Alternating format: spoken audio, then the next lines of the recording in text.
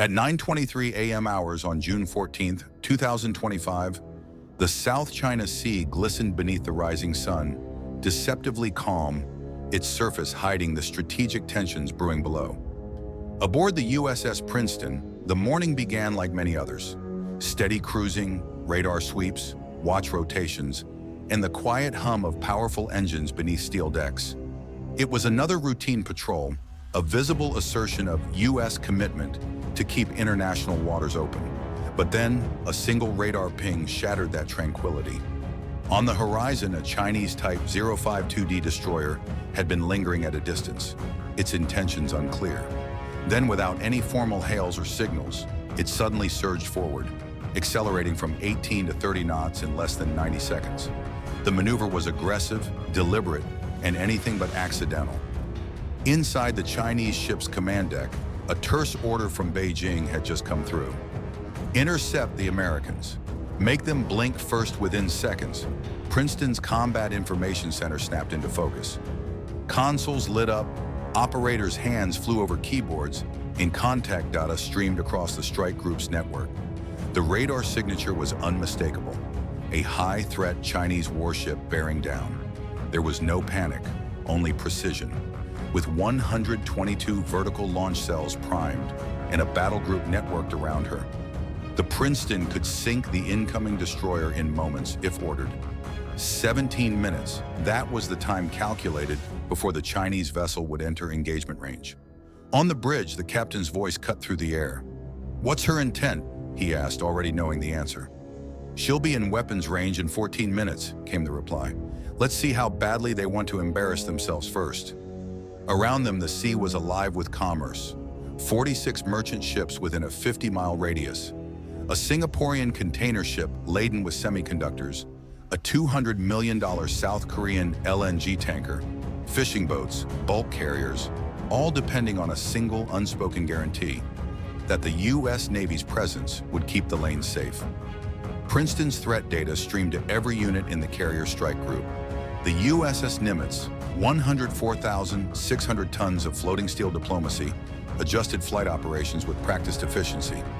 Destroyers Chung-Hoon and Kidd slid into shielding positions around the carrier, a mobile fortress forming at sea.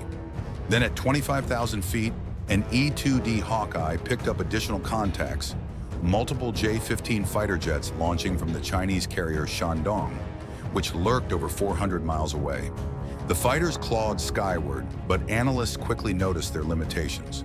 China's ski jump launch system meant the jets were underfueled and underarmed, entering potential combat already disadvantaged.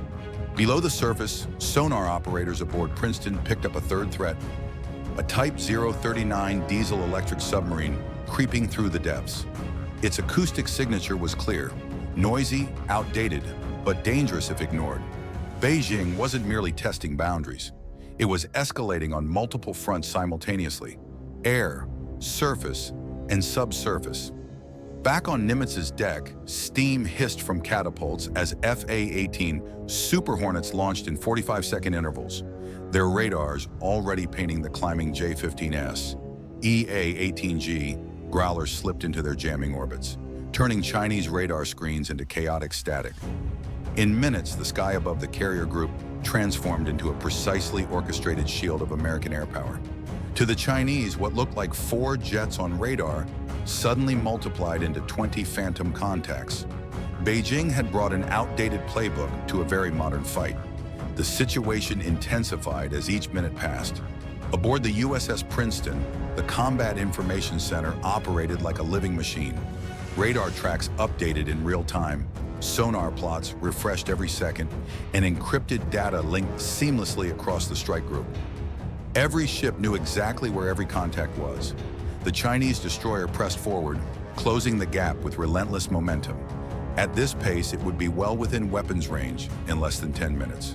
Up in the sky, the Chinese J-15S continued their strained climb.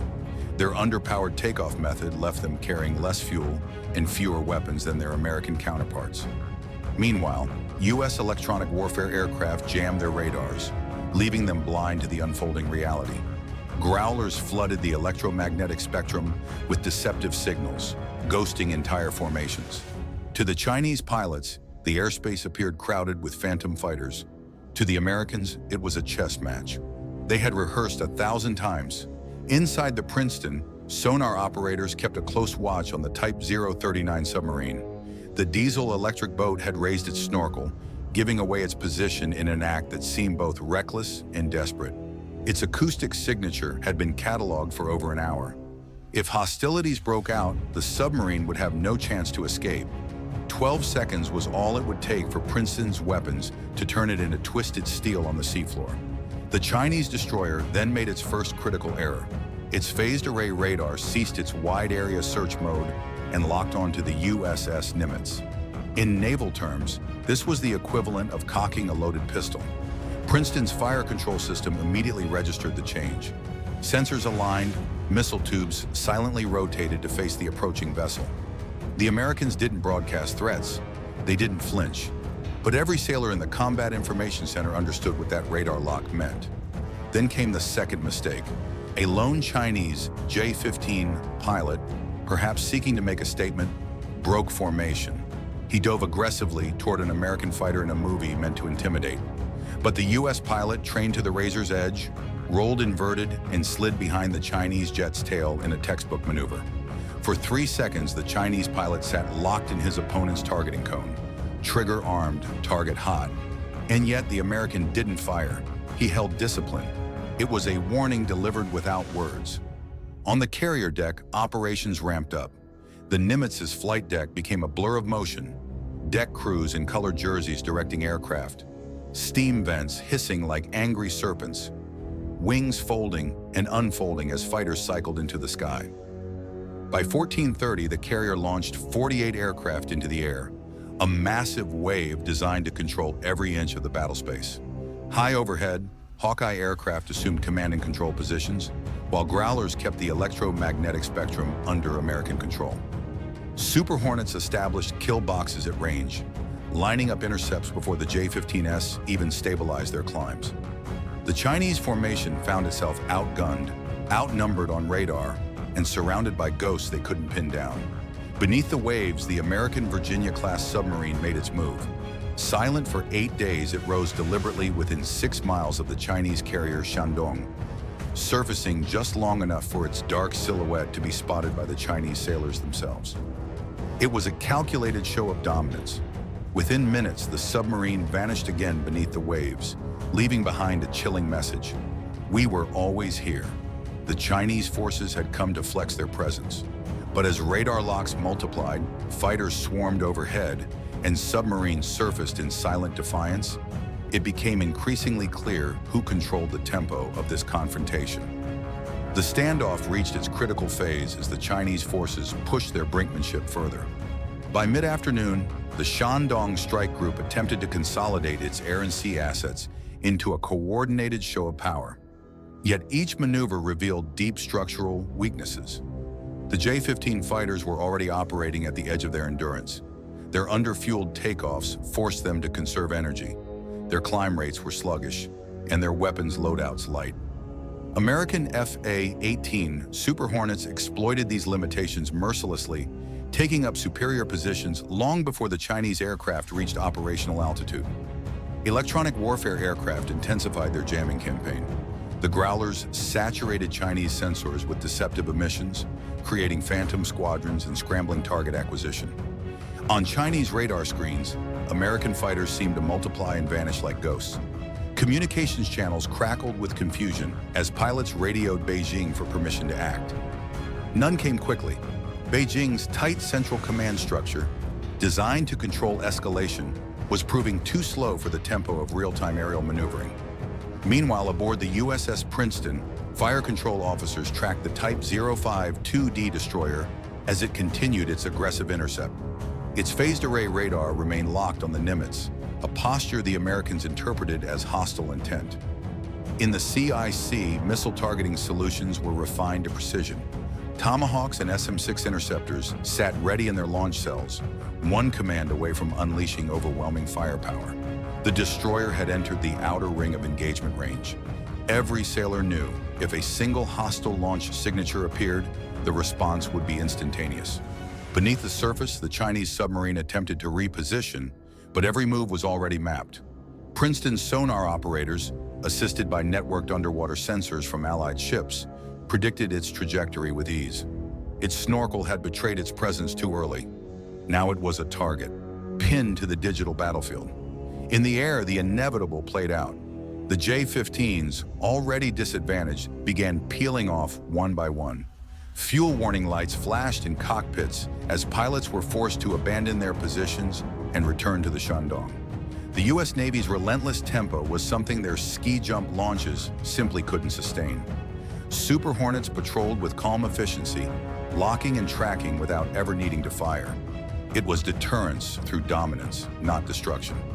At 1547, a decisive move ended any illusion of Chinese leverage. A Virginia-class submarine surfaced 6 miles from the Shandong, close enough for sailors on deck to see her black hull rise from the water. It was a message delivered with silent precision. The U.S. had been inside their defensive perimeter the entire time. The submarine remained on the surface just long enough for the message to register, then slip beneath the waves once more, unseen but never gone. By 1623, the Chinese strike group began to retreat. Beijing claimed the drills were complete, but everyone watching knew the truth. They had tested American resolve and found themselves outclassed at every level: air, surface, and subsurface. What began as an attempted show of strength had become a live demonstration of U.S. naval supremacy in contested waters. The South China Sea wasn't a chessboard anymore. It was a stage, and the U.S. Navy had just stolen the spotlight. Over the South China Sea, as the final echoes of jet engines faded into the humid horizon, a profound stillness settled over the water. The confrontation that could have ignited a regional conflict had ended without a single shot fired. Not because the danger wasn't real, but because every move, every counter, and every decision had been executed with cold, deliberate precision. Aboard the USS Nimitz, 4,500 sailors carried on their routines with the same discipline that had guided generations before them. On the bridge, officers scanned the horizon with calm vigilance, their faces illuminated by the pale glow of radar screens. Below deck, engineers monitored propulsion systems, sonar teams reviewed acoustic logs, and intelligence officers pored over every byte of intercepted data. This wasn't the aftermath of chaos. It was the quiet rhythm of a machine built for moments like this. The Princeton's combat logs were thick with radar captures and sonar returns, evidence of a standoff that tested the nerves of both navies. Every transmission, every ping, every radar sweep was archived. To outsiders, it might look like another tense day in contested waters. To naval analysts, it was a living case study, a reminder that dominance at sea is not measured in headlines, but in discipline and capability. The Chinese forces had come forward with bluster, outdated platforms, and an eagerness to posture. The Americans met them with layered defenses, synchronized air power, and the silent presence of a submarine that surfaced not out of necessity, but as a statement. As the sun dipped lower, its golden light stretched across the decks of destroyers and cruisers, casting long shadows over the steel giants. Jets continued to land on the carrier, arresting wires catching them with metallic shrieks that echoed like punctuation marks on a sentence already written.